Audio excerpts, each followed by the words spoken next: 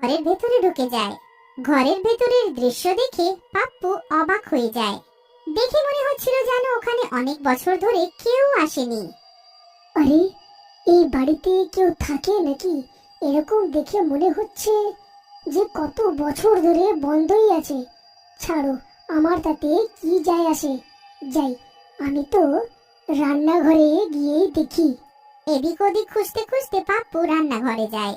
ওখানে একটা লোক পিঠ করে দাঁড়িয়ে থাকে, যে গ্যাসে কিছু রান্না করতে থাকে। কাকু, ও কাকু। পাপ্পুর ডাক শুনে ওই লোকটা যেই ঘুরে তাকায়, ওকে দেখে পাপ্পু ওখানেই পড়ে যায় আর জোরে কাঁদতে লাগে। ভূত, ভূত, মা বাঁচাও, দিদি বাঁচাও। কি হয়েছে রে? আমায় দেখে ভয় পাচ্ছিস কেন? কারণ তুমি হলে একটা ভূত, আর ভূতকে ভয় পাবো না তো কাকে ভয় পাবো? হ্যাঁ, কিন্তু আমি তো তোকে ভয় পাওয়াইনি। না না, তোমাকে দেখেই আমার ভয় করছে। তুমি দয়া করে আমায় যেতে দাও।